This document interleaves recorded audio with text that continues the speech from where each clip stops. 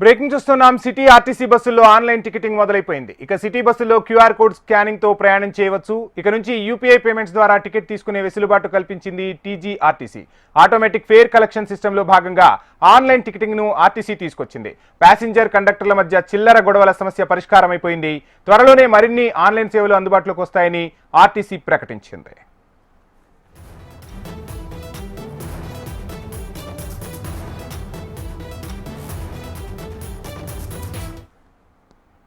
City RTC బస్సుల్లో online ticketing మొదలైపోయింది. ఇక city బస్సుల్లో క్యూఆర్ కోడ్ స్కానింగ్ తో ప్రయాణం చేయవచ్చు. ఇక నుంచి యూపీఐ పేమెంట్స్ ద్వారా టికెట్ తీసుకునే వెసులుబాటు కల్పించింది ఆర్టీసీ. ఇదే అంశానికి సంబంధించి ఫుల్ డీటెయిల్స్ అందించేందుకు మా ప్రతినిధి ఆర్కే సిద్ధంగా ఉన్నారు. ఆర్కే, చూస్తున్నాం ఆర్టీసీ బస్సులు అనగానే ముందుగా చిల్లర సమస్య గుర్తొస్తూ ఉంటుంది. ఆ బోర్డ్స్ మీద కూడా మనం చూస్తుంటాం, చిల్లరతో కండక్టర్ని సంప్రదించండి అని. ఇక ఆ చిల్లర సమస్యకు చెక్ పడినట్టే భావించవచ్చా? డిజిటల్ వైపు అడుగులు వేస్తున్నాం, ఎలా చూడాలంటారు దీన్ని?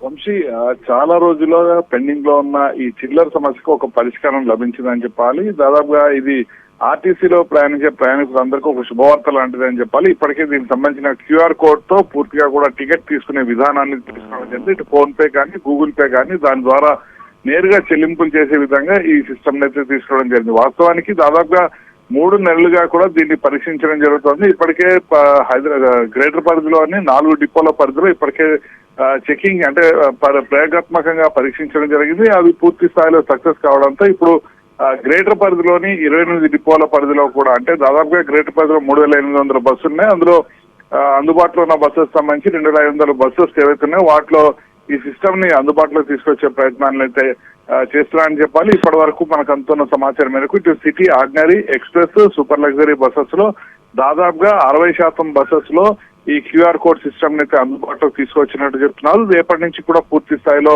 ఈ సిస్టమ్ అయితే అందుబాటులోకి రాబోతోంది. అదే సమయంలో మిగతా 40% సంబంధించినవి కూడా వచ్చే 15 రోజుల్లో పూర్తి స్థాయిలో అందుబాటులోకి తీసుకొచ్చే విధంగా చేస్తున్నారు. ఏవైనా టెక్నికల్ ఇష్యూ ఏర్పడినా కూడా ఎలాంటి ఇబ్బందులు తలెత్తకుండా ముందు జాగ్రత్త చర్యలు కానీ అందులో అన్ని ఏర్పాట్లు చేసినట్టు ఇప్పటికే అధికారులు అయితే ప్రకటించడం జరిగింది. ఇప్పుడు ఈ సిస్టమ్ 15 రోజుల పాటు కూడా నగరంలోని అన్ని డిపోల పరిధిలో పరీక్షించడం జరుగుతుంది. ఈ పరిశీలించిన తర్వాత పూర్తి స్థాయి రాష్ట్ర వ్యాప్తంగా కూడా అన్ని చోట్ల కూడా ప్రయోగాత్మకంగా ప్రయోగించనున్నారు. ఇప్పటికే దీనికి సంబంధించి చెన్నై, ఇప్పుడు తమిళనాడు మొత్తం కూడా ఈ సిస్టమ్ అందుబాటులో ఉంది. తమిళనాడుకి ప్రత్యేక బృందాన్ని కూడా పంపించి దీనిపైన మొత్తం కూడా అధ్యయనం కూడా చేయించడం జరిగింది. అధ్యయనం చేయించిన తర్వాత హైదరాబాద్ లోని పలు డిపోల్లో కూడా ప్రయోగాత్మకంగా చేపట్టడం జరిగింది. ఇప్పుడు దాదాపుగా సక్సెస్ కావడంతో గ్రేటర్ పరిధిలోని అన్ని డిపోల పరిధిలో కూడా ఏర్పాటు అయితే చేయడం జరిగింది. రాబోయే రోజుల్లో రాష్ట్ర వ్యాప్తంగా కూడా అన్ని బస్సుల్లో కూడా ఇదే సిస్టమ్ ను తీసుకొచ్చే అవకాశాలు ఉంటాయి. కాబట్టి దీనివల్ల చిల్లర సమస్య ఏదైతుందో దానికి ఎలాంటి ఇబ్బందులు లేకుండా, ఆటంకాలు లేకుండా ముందుకు వెళ్లే అవకాశం ఉంటుంది. ఇటు కండక్టర్ కి అటు ప్యాసింజర్ కి మధ్య ఎలాంటి గొడవలు లేకుండా కూడా ఈ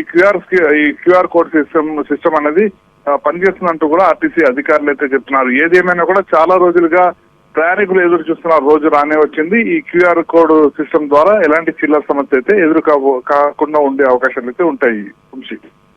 థ్యాంక్ యూ రామకృష్ణ.